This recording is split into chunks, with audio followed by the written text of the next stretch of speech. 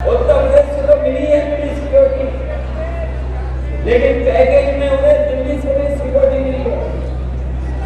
ये दिल्ली वाली सिक्योरिटी उन्हीं को मिलती है जो बीजेपी के सारे पर काम करते हैं, जो बीजेपी के सारे पर काम करते हैं उन्हें दिल्ली वालों से सिक्योरिटी, वो सिक्योरिटी दे रहे हैं और केवल सिक्योरिटी इसलिए दे रहे हैं जिससे कि वो चुनाव में उससे लाभ ले सके। लेकिन जो माहौल है, जो परिस्थितियां हैं, जो हालात हैं जनता के सामने, उसमें वो टिकने वाले नहीं हैं। तो नगीने लोकसभा सीट पर अखिलेश यादव मंच पर पहुंच चुके हैं और वो यहाँ से अपनी बात रख रहे हैं। हम आपको सुनवाते हैं कि अखिलेश यादव की तरफ से क्या कुछ कहा जा रहा है। मंच की तस्वीरें दिखाई है और गठबंधन इसका मुकाबला कर लेगा, इसीलिए वो दबाएगा।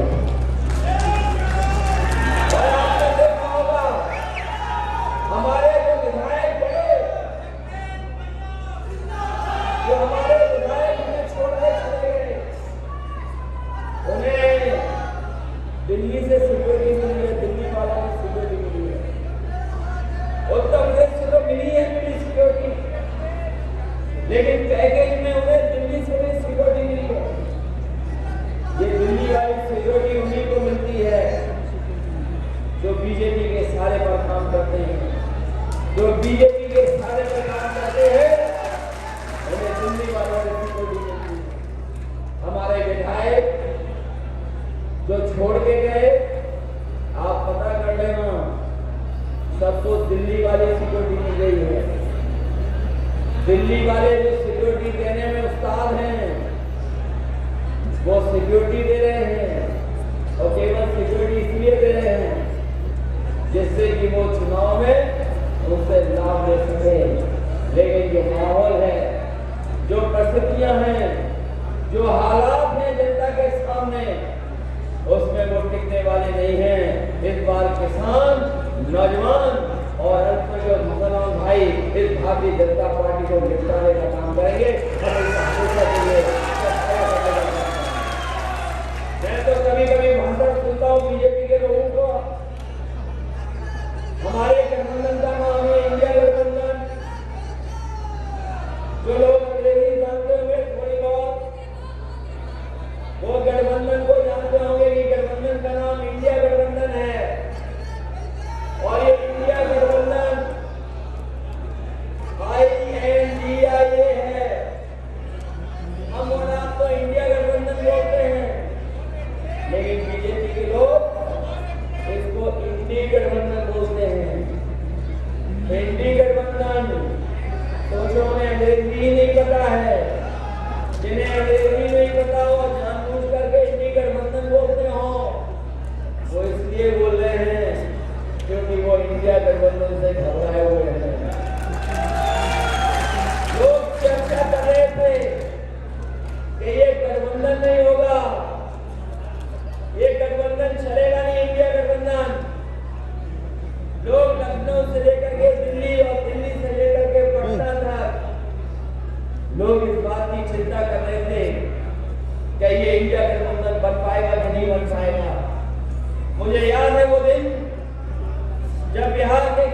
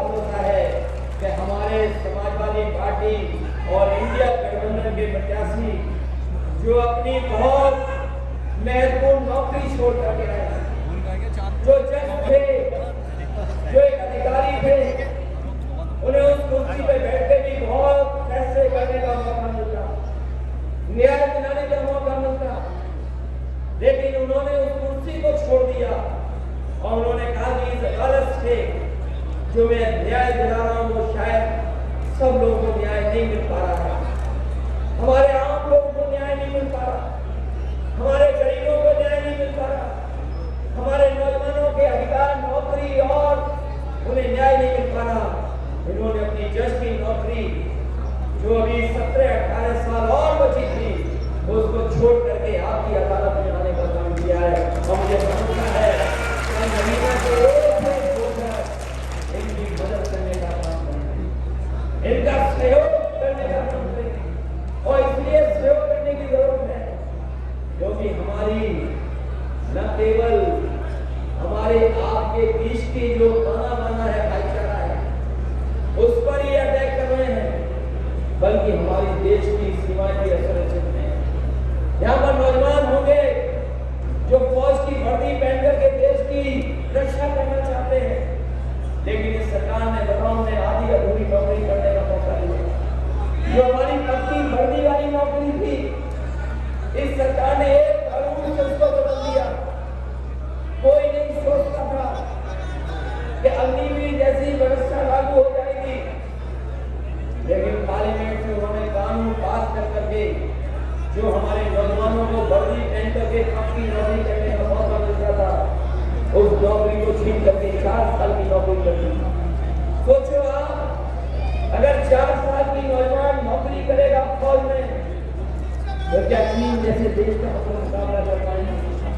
जो लोग कहते हैं कि हमारे सीमाएं सुरक्षित हैं, मैं उनसे कहना चाहता हूं कि हमारे देश के जवान जो फौज के थे उन्होंने चीन से लड़ करके निजामुल्लाह का जो मेमोरियल बना था उनकी याद में था, वो एक जाकर के फौज ने वहां पर बनाया था। लोग जाते थे अपने जवानों को और उन्होंने जो अपनी जान निछावर कर दी उसके सम्मान देने का काम करते थे, लेकिन इन बीजेपी की सरकार में वो मेमोरियल भी निजामुल्लाह वाला चाइना के लोगों ने छीन या तोड़ करके क्या ये सच्चाई नहीं है?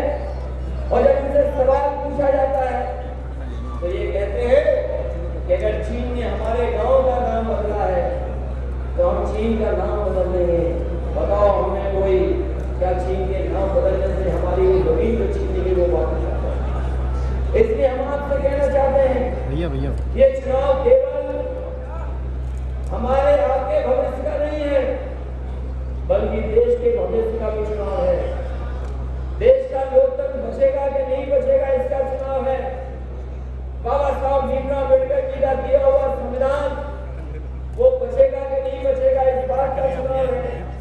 इसलिए हम आपसे अपील करना चाहते हैं, जहां समाजवादी पार्टी लड़ाई में है, मजबूती के साथ पूरे उत्तर प्रदेश में मुकाबला कर रही है, जहां पर समाजवादी पार्टी के साथ खड़े लोग हैं, हमें भरोसा है कि आप लोग भी नगीना वालों और बिजनौर के लोग समाजवादी पार्टी के साथ खड़े होकर के मनोज जी को ऐतिहासिक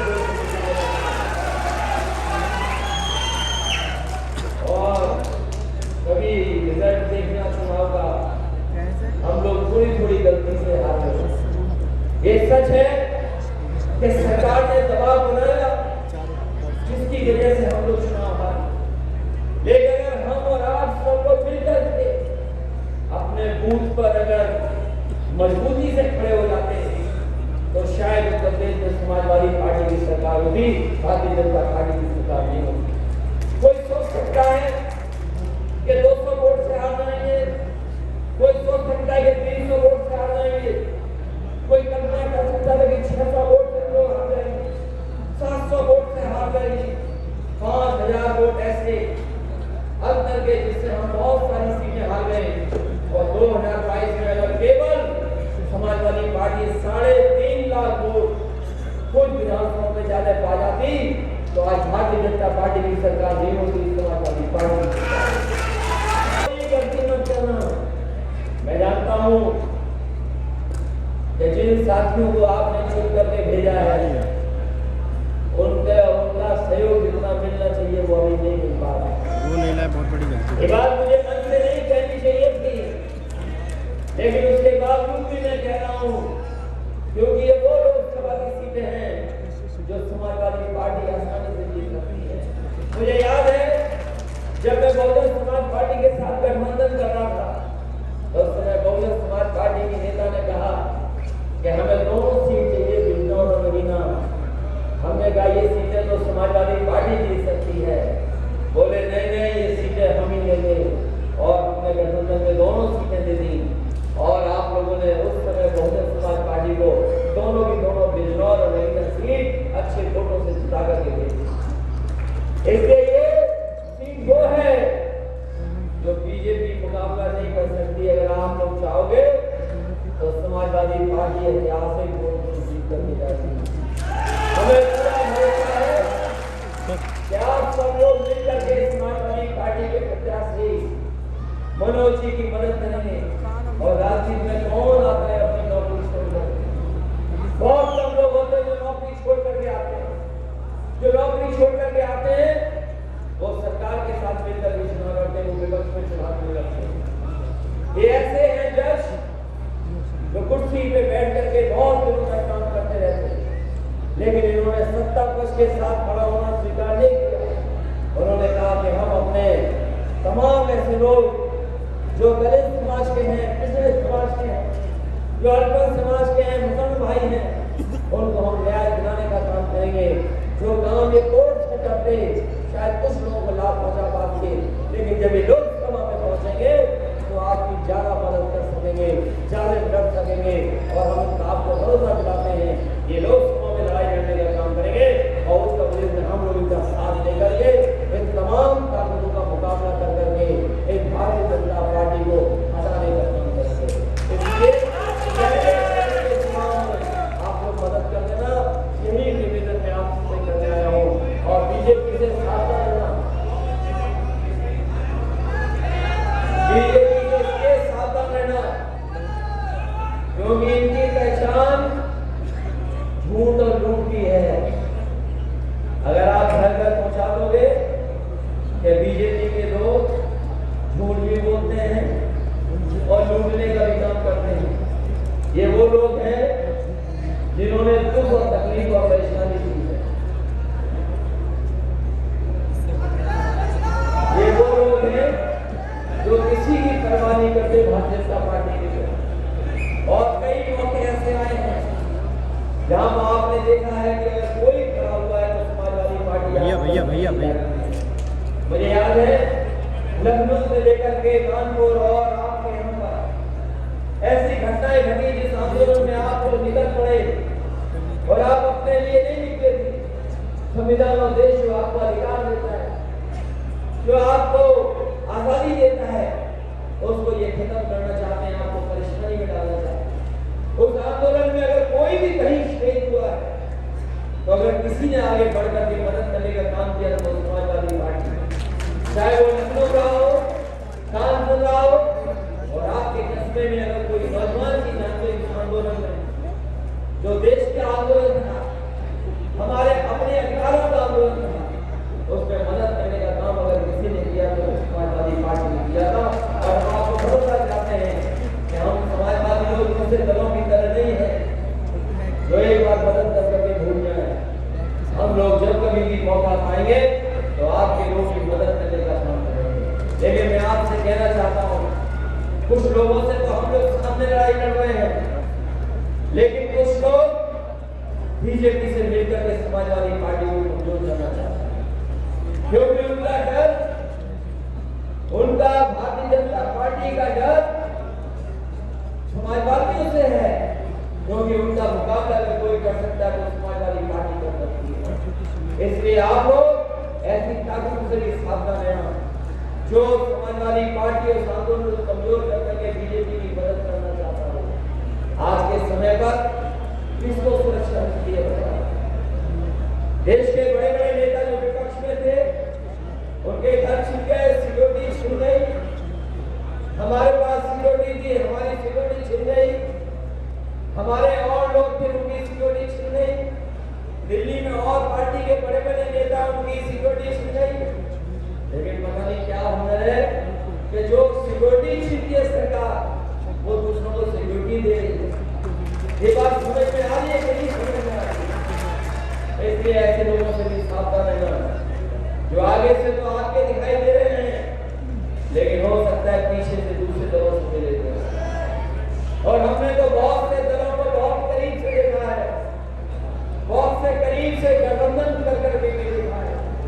ये बीजेपी के लोग किसको कब अपना बना लें और किसको आपसे कब छुड़वा दें, ये पता नहीं है। कुछ डर के छोड़ जाते हैं, कुछ स्वार्थ और लालच की वजह से बीजेपी का साथ देते हैं। इसलिए तमाम चीजों का आप समझते हैं, उन चीजों को समझते हुए आप हमारे मनोज जज रहे हैं, इनकी मदद करना, सहयोग करना, एक एक वोट इनके पक्ष में डालने का काम करना, यही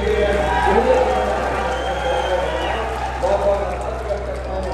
इन्हीं शब्दों के साथ एक बार फिर मैं बैसाखी की बधाई देता हूँ। अभी कुछ दिन पहले हम लोगों ने ईद मनाई, एक दूसरे से गले मिलकर के सिमैयां खाई। हम अपने तमाम लोग जो इस त्योहार को बहुत खुशी और भाईचारे के साथ मनाते हैं, ईद की बहुत बधाई और शुभकामनाएं देते हुए कोई भरोसे और उम्मीद के साथ कि आपका मिलकर के समाजवादी पार्टी और इंडिया के बनने की जरूरत नहीं। आप मदद करोगे कि नहीं करोगे?